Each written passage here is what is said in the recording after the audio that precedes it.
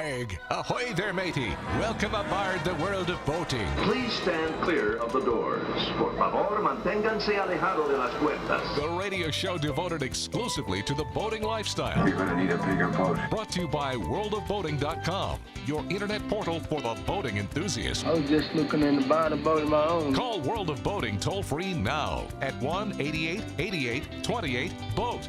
That's 1-888-828-BOAT. And welcome. This is the World of Boating. Greg, your first mate, Captain Patrick, Barry the Boater, Mike the Mariner, rounding out the crew as we navigate the latest boating news and information on this post-4th of July weekend. Still pretty busy out there on the waters. Hopefully you stayed afloat, set your flares off, got new ones. That was the tip from Barry the Boater a couple weeks ago. He denies it, but it's on tape, Barry. I had no flares. I did look; they're all new. And So I'm not you shooting a new- tried, but no, they're so expensive. You can't afford to shoot off the new ones. No way. Okay, yeah, we don't recommend that. But if you did it while they were shooting off Roman candles, maybe nobody noticed. No, I guess it's that's a my thing. my neighbor down the street must have spent a fortune. He started at 8:45, Yeah, and it didn't end till almost 11. And he was shooting off those. I guess they're boxes where you light one fuse and then it just goes like crazy, right. over and over and over Yeah, again. He you were was blowing tempted to shoot off some flares, but you just couldn't find yours, huh? No, I told you they were all current. And so you didn't want to. And they're like waste them? $28 for a pack of 3. Yeah. for So when 28 bucks. he's setting this stuff off, you didn't go like, "Oh, I'll show you." No, didn't- no, my flares look wimpy compared to those fireworks. The Oh, only yeah, ones Yeah, that look, because the box of fireworks he had Acme written on the side. It's Right. the same one that I've seen on the Roadrunner. Mhm. yeah, right. Very good. Now, Mike the Mariner wasn't with us last week because he was out on the water celebrating the 4th. Obviously, he survived it. And what were you doing there, Yes. Mike? What happened with Yeah, you? so well, the weekend leading up to the 4th, we went on a boat trip. We went down, downriver, but up towards DeBerry and went to another marina and spent the night, took on some fuel, and then came back.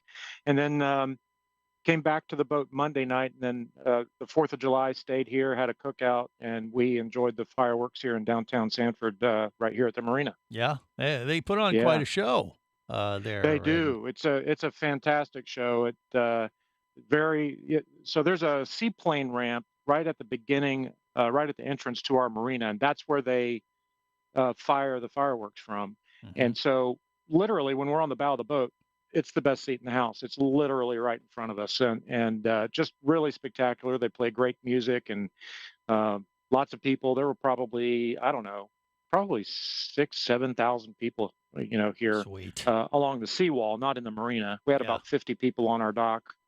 Had some great food, a couple of libations, and Mhm. just a really good time. Yeah. Well, it went off without a hitch. In the past, you've had ashes fall down on you, though, right? But not this year. Yeah, a couple of times. Yeah. In years past, we've had a couple of incidents where some of the fireworks got a little too close for comfort, and we went over to one of our friends' boats with a hose and just hosed it down to make sure nothing happened. But it certainly in years past has happened, but this year nothing happened. It was The it went wind off was without a hitch. blowing the other way, so he lucked out. So, Patrick, do we have any 4th of July hangover stories or lessons learned from people out on the water during the holiday, or no? Yeah, don't shoot off fireworks around boats. You mean they may catch fire? This public service announcement has been brought to you by every fire department. But the view Located- is so awesome. It is the I best way don't to know- view fireworks. I from don't the know what boat. could be so dangerous about it. Flammable fiberglass, Mhm. boats full of fuel, Right. vinyl. Yeah. What's But the that- downside? Oh, wait, all 3 of those. Right. That's why Okay. you go on someone else's boat. Just make Yeah, sure so you're maybe- upwind when you're watching Maybe the one of the fireworks. worst ones that happened came out of Orono, Minnesota. So a fire at Lake Minnetonka, a marina up there, Your Boat Club, Minnetonka, on Browns Bay. Just before the fire, this was during the late hours of the 4th of July, a camera caught several people lighting fireworks around the docks. Mhm. And 5 boats and a dock were damaged. 2 of the boats are totaled. 3 others had less damage, but they're probably unusable. Not to mention the dock could have been much, much worse. But of course, could have been much, much better if you didn't set off fireworks around floating bombs. Right.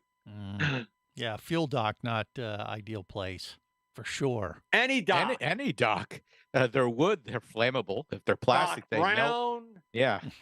Dr. Johnny Fever, don't set off fireworks around any docks. All right. Well, I mean, the first, word of warning when it comes to fireworks and boats is the fact that fireworks starts with the word fire. And that should be the first red flag to encourage you not to do it. But I don't know. It's hard to knock the view that you get from a boat when you're watching a fireworks. No, it's easy to knock the view. Don't set off fireworks. Well, yeah, don't around set boats. off, but you can watch them, from a safe distance, upwind, preferably. I think it's the best vantage point that you could possibly get for a fireworks display, especially if they're shooting them from a barge like Mike the Mariner was talking about in Sanford. I mean, it's really hard to – you're not going to keep people from doing it. You just got to do it as safely as you possibly can and come prepared. Have a fire hose standing by. And, the only way to do it safely is don't set off fireworks around boats. Never Like going to Hughes happen. got done telling you they had to take a hose out to his friend's 78-foot yacht and douse it with water because of the hot ashes coming. You can't, once that firework goes off, you have no control over where the embers go, where the ashes go. The wind could be blowing one direction. They go the opposite direction because there's an updraft, downdraft. Who knows? Don't do it. Well, or just do it, but be on someone else's boat that you don't own and put all the, problems on them. Patrick, the best way to do it is just aim them all at Greggy's house. Wrong. Well, I mean, here's the thing. Once a fire starts on a dock, it's so hard to put out because fire trucks can't necessarily reach it, and fire boats are few and far between. And I had a friend Isn't there have a you ever bucket seen a fire- nearby? Isn't there a Drive cargo out on a ship floating right dock? now that has been burning for over 24 hours up in New Jersey or somewhere around that Cargo area? ship. What is that? What's he talking about, Patrick? I don't know this story. Do you know? No. Okay. I haven't seen it. So What? Barry's just It's making New stuff Jersey. up. Everything's on fire. No, there is a ship with cars in it that's That's been Canada. on fire. Huh. Oh, is it? No, is it Canada? No. Everything in Canada's on fire. It's either New York or New Jersey, but it's at dock right now, and now it's listing because they've been putting so much water into this ship that they can't pump it out fast enough. They're trying to sink it. Hey, Well, there's one way to put the fire out. Wow, Yeah, I you know, can't it's believe a little you guys- concerning that on a cargo ship that the fire suppression system isn't doing its job. Well, they said it's from Europe, and the 1-inch fire hose don't match up to the 2 or 2.5 inch that we use in this country. And the It's all fire metric department was versus not. imperial. Yeah, and the It's fire all about department girth. wasn't trained to work on these ships, so they're having a hard time there. I'll have to That's send a you that. 7-millimeter hose. Yeah. All we have is in inches. In inches, yeah, millimeters. Quick, Oh does wait, I anybody gotta have get an my. app that can convert? That's right. Well, Yeah. Listen. Well, it- yeah. There is a ship on fire, and it's in New Jersey, and Okay. actually, it's still burning, and actually, someone passed away. There So were it's, 2 firefighters that passed yeah. away. really? Yeah. It's a Wow. it's a cargo ship full of used cars. So if you had ordered a used car overseas, you may want to file a claim. Well, it's the same thing as the same problem with boats. They all probably had some amount of fuel in them, even if it's just a little bit. Right. They probably tried to empty most of the fuel tanks, but you still have the vapors, and one car catches on fire, it catches the car next to it on fire, just like boats at a dock. That's Yep. that happened to a friend of mine years ago. He had a Hatteras, a 48-foot Hatteras, had some work done on it, and his boat caught on fire, and it took 3 other boats out and about 50 feet of dock over in Cape Canaveral. Happened about 15 years ago. Wow. Well, the moral of you this just- story is don't let your boat catch on fire, and if you do, just get away from it as quick as you possibly can, I guess. They don't mix, fire and boats, but they're fun to watch. Look, it's, fireworks. Come on. More coming up. Stay close. You're listening to the World of Boating Radio Network. Hosting a radio show about scuba diving and boating is one of the best gigs on the planet. It's actually part of my job to check out and report on cool new products I personally use to enhance my diving and boating adventures. However, I do believe in sharing the joy, and this is why we've added Nanook protective hard cases to our list of products you can now purchase on the merchandise page at scubaradio.com. Nanook cases are designed to protect the most sensitive equipment in the harshest environments. Underwater photographers, listen up. From their high-impact NK7 resin to their exclusive Power Claw latches, Nanook has raised the bar for those of you that demand the best protection for your gear. Plus, Nanook protective cases cost less than similar products currently on the market. The company has been around for over 15 years, but it's new to the U.S., so we've made a small number of Nanook cases available exclusively for you at a special introductory price on the merchandise page at scubaradio.com. Go there now and check out Nanook, the evolution of protection.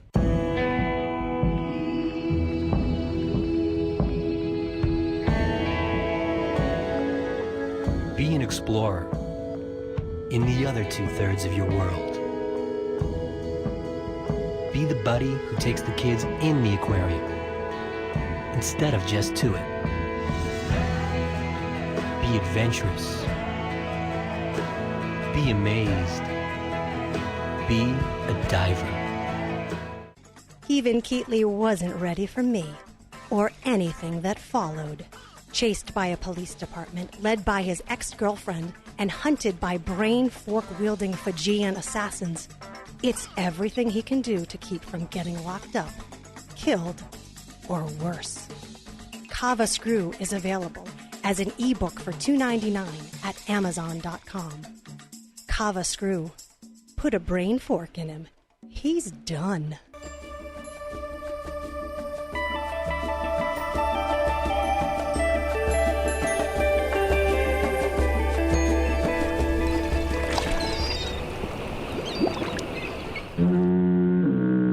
You have successfully navigated the Sea of Commerce and now are clear to cruise with the World of Boating. I do like the water. The radio show devoted exclusively to the boating lifestyle. The sun, the sea air, good friends. Brought to you by worldofboating.com, your internet portal for the boating enthusiast. I used to have a boat. You did? Yeah, she was pretty damn sweet, man. I love that boat. So why'd you lose it? Sometimes the things we love aren't long for this world, Bird. Especially when your alcoholic ex-wife gets drunk and falls overboard and drowns.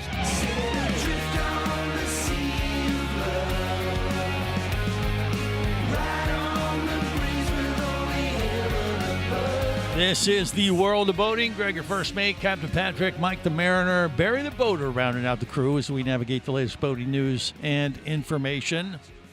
Okay, so, fireworks are fun to watch. Not necessarily a good, it's not good to do them on your boat. Watch them from your boat. That's where I'm going to stay, even though Patrick, not a fan. I just think it's, people are going to be too tempted to do it, and you just got to be safe, think about it, and that kind of thing. Just don't end up being one of the statistics, because fire and boats don't match.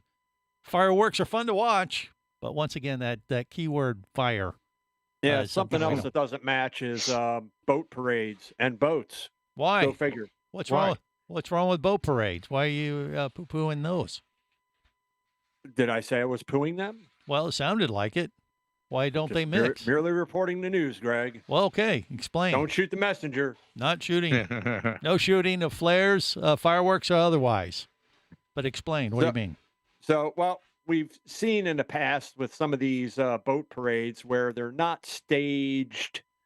There's really no leader, if you will, or plan.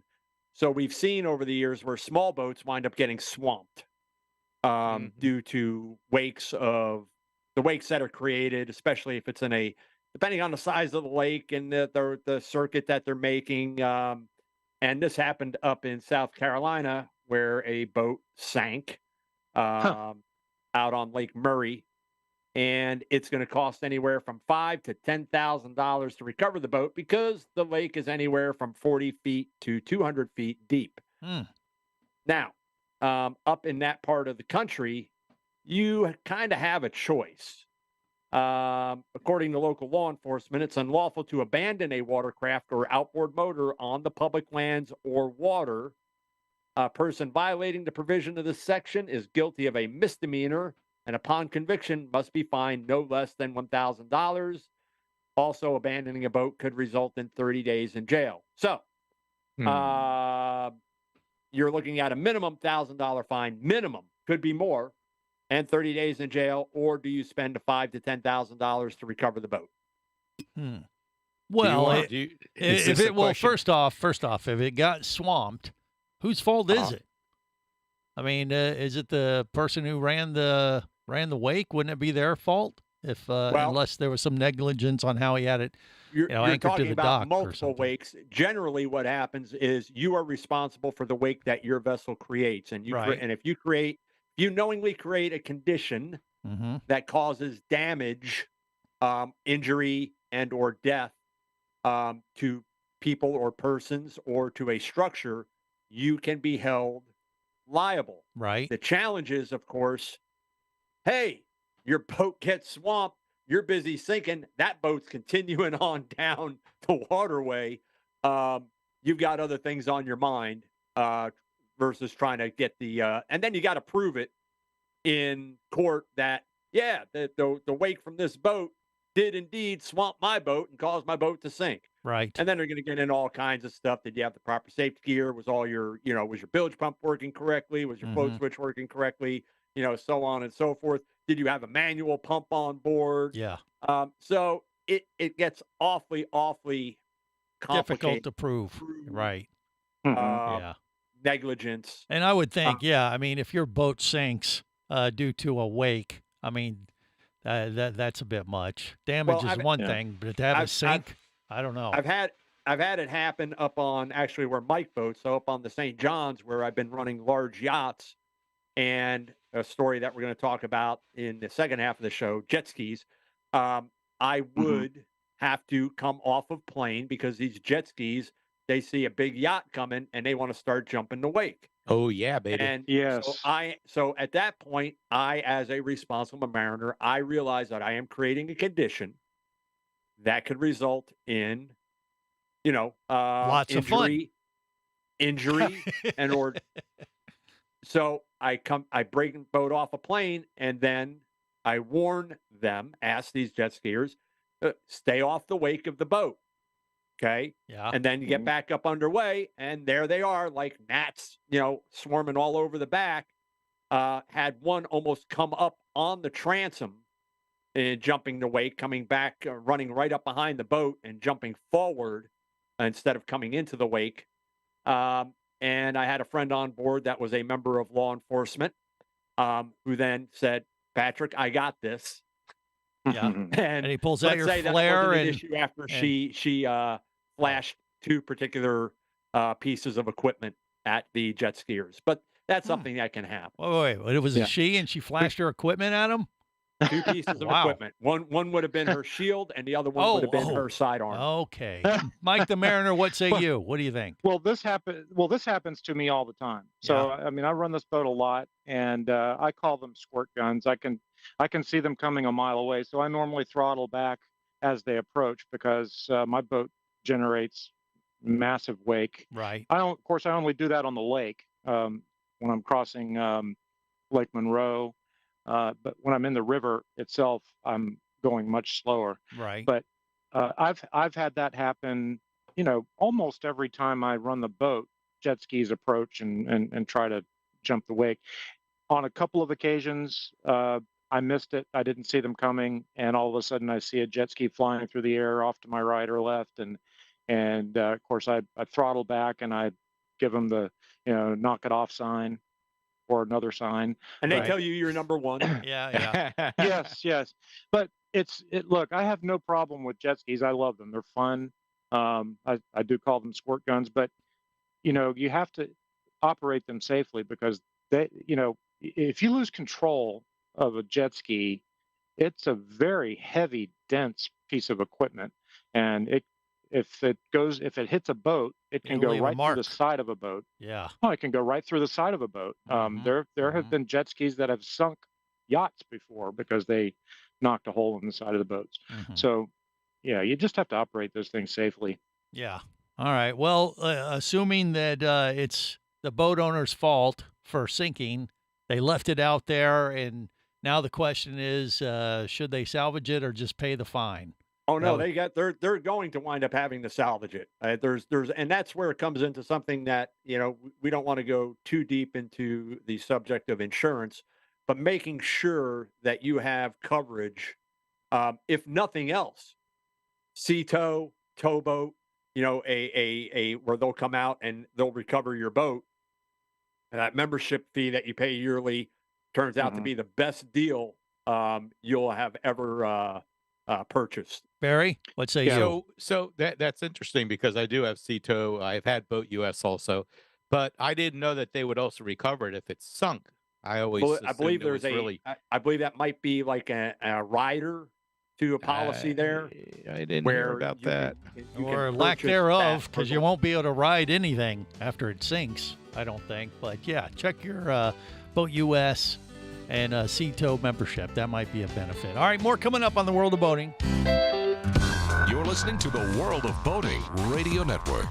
Traffic sucks, unless you're scuba diving with Mike Scott. Mike glanced down at his dive computer. It showed less than 50 PSI left in his tank. Probably just a few more breaths. Or riding shotgun in a thrilling car chase. One bullet hit the Jeep's windshield, spiderwebbing the passenger side. Mike shifted into second gear and felt the Jeep leap forward. This just got serious. Escape your commute with audiobooks from author Eric Douglas. Download to your phone. Go to booksbyeric.com or audible.com.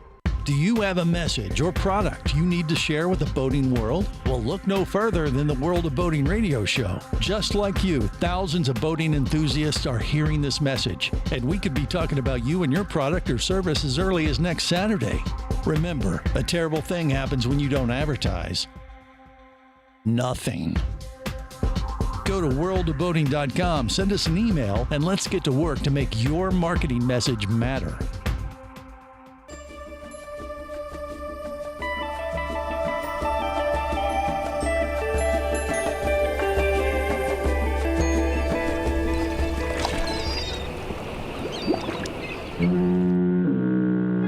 Successfully navigated the Sea of Commerce and now are clear to cruise with the World of Boating. I do like the water. The radio show devoted exclusively to the boating lifestyle. The sun, the sea air, good friends. Brought to you by worldofboating.com, your internet portal for the boating enthusiast.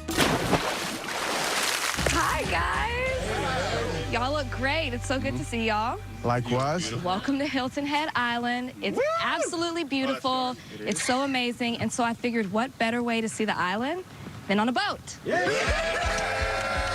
This is the World of Boating. Greg First Mate, Captain Patrick, Mike the Mariner, Barry the Boater. Big fan of The Bachelorette. They just launched their latest season. There's a commercial diver in the mix that is vying for the love of The Bachelorette. So, that could be a sign there's going to be some kind of boating adventure. I mean, he's a commercial diver. He has to get out to the dive site somehow. So maybe they'll work in some boating, romantic overnight getaways. Yeah, I don't think that means what you think it means. Oh, yeah. This boat is a rockin', come knocking with a video camera. Now, he's using the term commercial diver. What he does is he watches commercials on TV. I don't think that's accurate. Right, about diving. Patrick's not watching the same show. Listen, I tried, Greg, just so you know, unlike you, when I suggest stuff that you completely ignore, I actually tried watching some of this Drek. The Bachelorette, you did? No. I don't even watch it. I just say I do. Skinwalker Ranch BS. I am literally getting stupider as I watch this show. I had to stop. Really? My IQ point. You're going to be 50 IQ points. You're going to be very unprepared when the aliens come. Then, so for that guy, for a PhD, for an astrophysicist, he has the worst experiment protocol. There is. Hey, where's all the water going from the hole? I don't know. That's weird. We've actually got an email this week from someone who said, Captain Patrick looks like that guy from Skinwalker Ranch.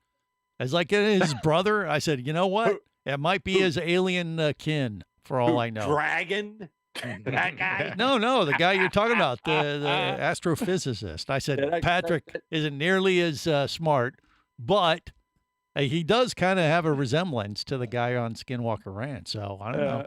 I don't. I wouldn't make fun of him. He's going to come and possess your body and, and the whole thing. I mean, I wouldn't piss off the aliens if I were you, Patrick. You're asking they're for a it. bunch of morons. You're just asking to be probed. But anyway. Speaking of morons. Yeah. This past week, I want to credit me, one of our listeners, Brian H. And if you haven't checked us out on Facebook, do that. Or at worldofboating.com. You'll see these stories that we talk about. A lot of the ones that we don't get to because Greg likes talking about The Bachelorette. And you'll see this awesome video this week that's on YouTube. So if you're listening right now, continue to listen, but go run to YouTube and just type in boat crashes into jet ski at Haulover Inlet. And this is done, these videos, they're shot by drone by these guys, wavy boats. And this one, in reading the comments of the video, why was that boat going so fast? That boat captain should be at fault. No, you're coming into the inlet. Now, it wasn't a particularly rough day at the inlet, okay? For once. But if you have experience in coming in and out of inlets, the last thing you want to do is go slow. Okay. Right. And that's not necessarily where you're going to come in at 80 miles an hour either, but based on the conditions, you've got an outgoing tide, you got incoming swells, you got this roiling that's happening right there, and you got to get past that. And the last thing you want to do is be going slow to the point where you're not making any headway, or you're just coming up over the back of these rollers, and then you get pitched and turned and rolled. You have to be at a speed to make a safe entry. And once you get past these breakwaters, if you will, then you get into the calmer areas, then you cut back on your throttles. And now, you're kind of like, hey, I made it. Yay. Yeah. You're like trying to catch the wave, right? Just not trying. You're trying to get past that wave. Yeah. You don't want to ride that wave. I know, but you got that wave. That's when you get turned. But you got to time. You got to time the curls right. No. This wave is a constant wave, sort of like what is those surf riding machines that you use on the like cruise a flow ships? rider, yeah, a flow rider. Yeah. So they stay in one place when the tide's going out. Right. You'll see it right in the middle. You can go along the sides of it where it's not as strong, but most people go right up the middle because they think their 18-foot boat drafts 5 feet or something like that.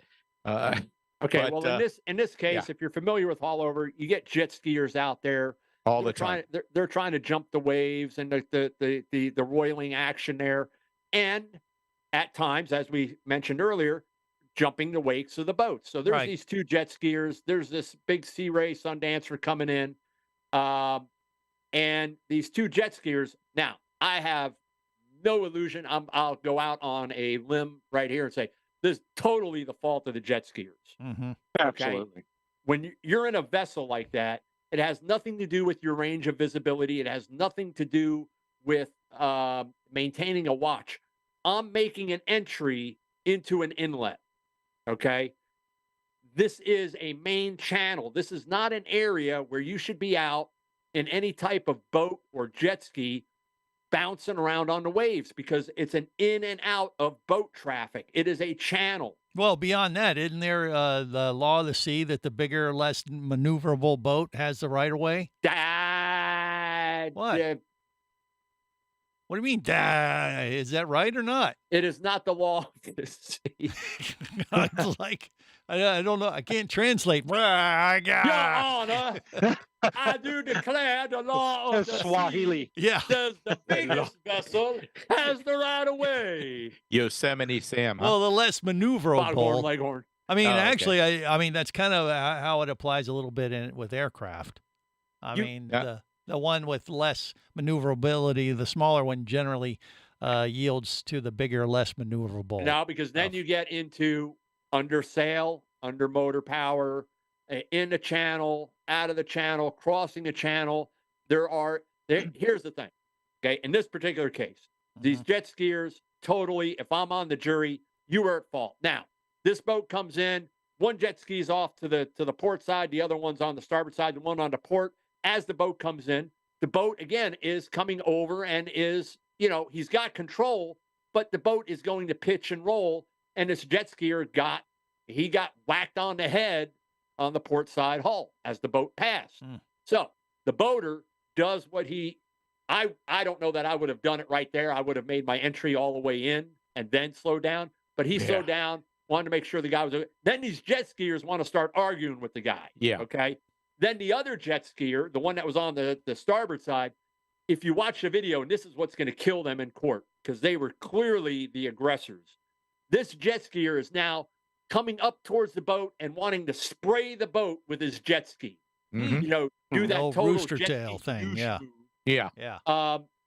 And he did it 2 or 3 times where he's coming up and then he's hitting the throttle and spinning his jet ski right there and trying to spray the boat because you hit my buddy. Then the law enforcement shows up and of course everybody makes their way in, and now the guy who got hit by the boat, now he's on the sheriff's vessel and they're checking him out because now of course, oh, I'm hurt. Nah, you weren't hurt. It was like water rage. These little gnats, as some of the Coast Guard people call them, they are not supposed to be playing in the Haulover Inlet, but yet they do it. Unless there is going to be a Coast Guard out there or one of the police out there constantly patrolling that inlet, you're going to have this over and over again. And this could have been much, much worse than what it was. This guy just getting the So boat these rushing guys him and getting him have bonked on the head. have just put it out there like the boat was in at fault and everybody's coming back saying, "Oh hell no," and coming back on them, right? That's what's happening. In the comments on YouTube, I mean, there are probably more people that said no, jet skiers were totally at fault, but then you get these people that are jumping in there. You're listening to the World of Boating Radio Network.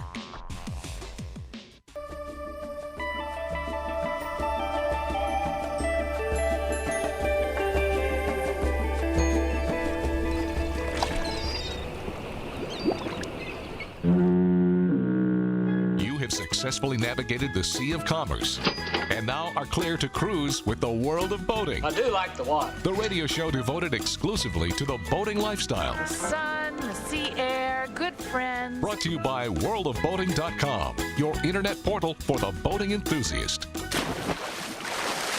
Welcome aboard. I will be your captain. You'll be my scallywags. I don't know what that means, but you will be them. And here's how we play. Thank you for your attention and welcome aboard. Let's go. This is the World of Boating. Greg, your first mate, Captain Patrick, Mike the Mariner, and Barry the Boater, rounding out the World of Boating crew today as we navigate the latest boating news and information. All right, we don't like the jet skiers today, at least the ones at Hanover Inlet, which is Haulover Inlet, which is usually a popular YouTube video spot. Isn't that the one where all the YouTube video, where all the boats come in and they're always getting beat to hell? Yeah. Well, they're either shooting video from the jetty or they're using drones. So, when they get some of these really nice looking yachts and stuff, they'll follow it out. Right. Well, that probably explains why there's video of these jet skiers having this altercation with that boat, isn't it? I bet it is. Well, they're out there all the time. Wavy Right. boats. So go to YouTube. You can watch wavy boats. There's also another one from Miami Docks or something like that. Yeah, that one at the dock is. Oh, he's great because he gives a play-by-play. Let's see what's going to happen to this guy. Right. He floats off. Look, he's about to fall off the dock because the boat floated away. And he's coming into the dock again for the 5th time. Yeah. Ooh, oh no, he fell in the water. Ah. Yeah. I wonder if any ships do that. Yeah.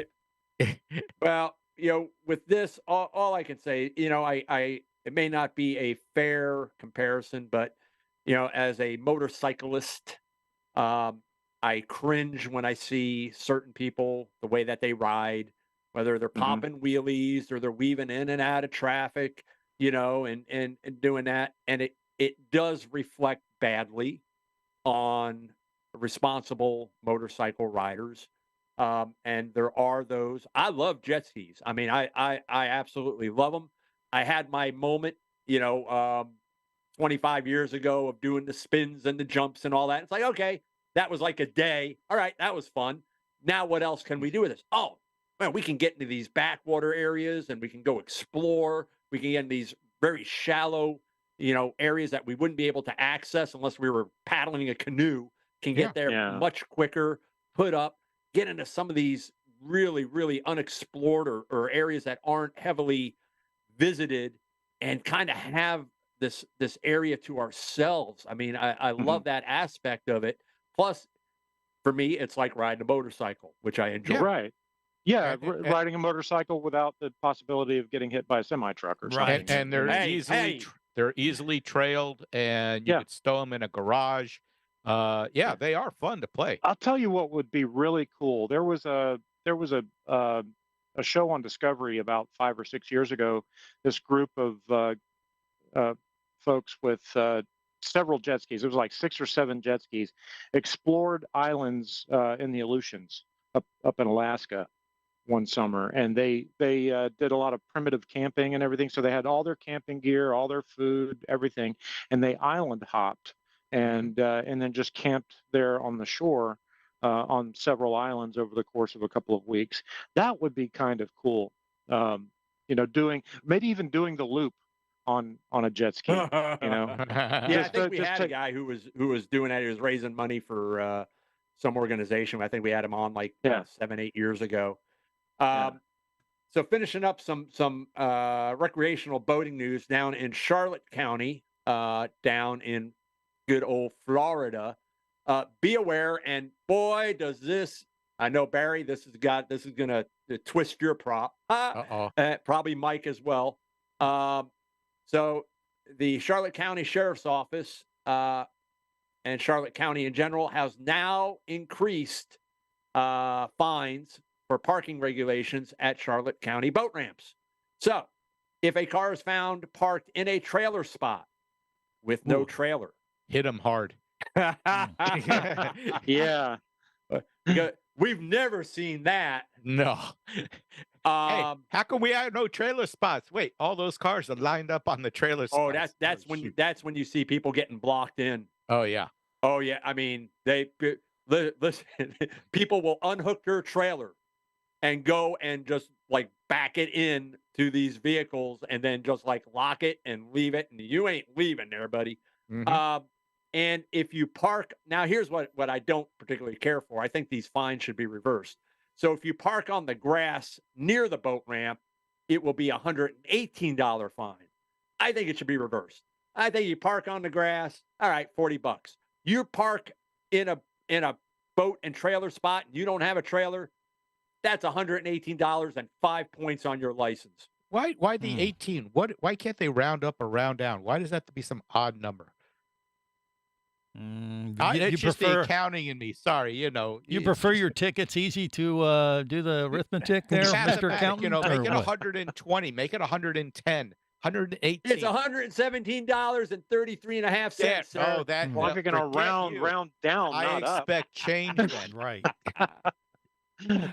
Well, want to end up with a story that I know Greg wanted to talk about, because it has to do with cruise ships. And guys, listeners out there, or people who are watching, I tried to avoid this just so you know, when cruise ship news comes up, I really do my best. However, out in San Francisco, a Princess cruise ship, the Ruby Princess, made, as quote unquote, unexpected contact. I've done that before. I think we all have at one point or another. Kind of like that guy coming in on that Sea Ray with that jet ski. Yeah, he right. made unexpected contact. In this case, the cruise ship made unexpected contact with the dock at Pier 27. Okay. Unexpected contact. Yeah, That's and funny. I'll tell you, when you look at this cruise ship, I'm looking at a stern shot. Man, this thing does not look very stable. What? No, what was amazing is Why how do you destroyed say it doesn't look? was. No, the Ruby Princess has been around for years. It's one of the Princess's older vessels, and it's It smaller doesn't too. matter. Well, yeah, so but why shoot would it easy. look less stable? I don't get it. Why would it be any less It's stable? just very tall. It looks like a it's just a very tall. Now, vessel, here's what happened. This is my guess, just from knowing what I know about Princess Cruise Lines. The Ruby Princess is a much older vessel in their fleet, and what happens is, the better crews, the more experienced crews get on their newer boats, and they get promoted up to the brand new state-of-the-art boats, and the people that are, new to the cruising captains and stuff, guess where they, get to cut their teeth on boats more like the Ruby Princess, the older vessels. And you probably had someone who was a little less experienced at the helm and made a mistake. That's just hearing the story. That's just my 2 cents, and I'm usually correct 99% of the time. Millennial saying, let's just stuff Barry, it in there. what do you think? This is where the guy from Miami Boat Ramps, he's also on YouTube, needs to be out there and critique this docking, because this would have been one of his best videos if he had been out there. I mean, it wasn't a little hole. It was a big hole in there. He crunched it good. Yeah. Well, he ignored rule number 6. Which was? Moved slower. Never approach a dock faster than you're willing to hit it. Good point. Good point. But yeah, we don't know whether currents were a problem, wind, or he just came in too fast. There's never any type of bad water conditions that happen out on San Francisco Bay. It's the calmest body of water in the world. Oh, right? Sure it is. Right. Exactly. But see, I do. I think it was probably just lack of experience. That's my guess. They probably had. No, I don't think it's necessarily a lack of experience. One, kind of surprised that they didn't have enough protection out on the dock to keep something like that from happening. Two, you get a swirl of current, even with a ship like that. Yep. A swirl of current. That boat has got a tremendous amount of freeboard. The wind changes direction on you. Freeboard. Yeah. Free bird. We're out of time anyway, so let's just end it on that sour note. So, the moral of the story is go with the newer ships. You get a much more experienced crew and less chance of having your cruise vacation ruined. On that note, whether it is sail or motor, life is better as a boater. Safe boating, everyone.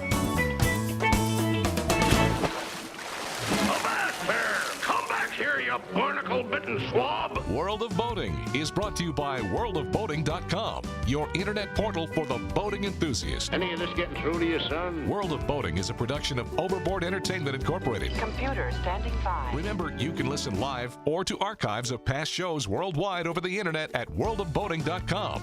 Computers can do that? So tell a friend and come aboard every week for the World of Boating. This is so great. I can't wait. I'm getting goosebumps. Feel me. The radio show devoted exclusively to the boating lifestyle. TTFN, ta-ta for now. The opinions you just heard on the World of Boating are those of the hosts, callers, and guests. They are not necessarily those of any station or network, its management, or advertisers. What are you being such a weenie for? While on the water, your safety and the safety of many others depends on you. So boat smart and operate your vessel only after receiving the proper training and instruction for your area. There is a fine line between genius and madness. Have any questions or comments? Feel free to do so via the web at worldofboating.com.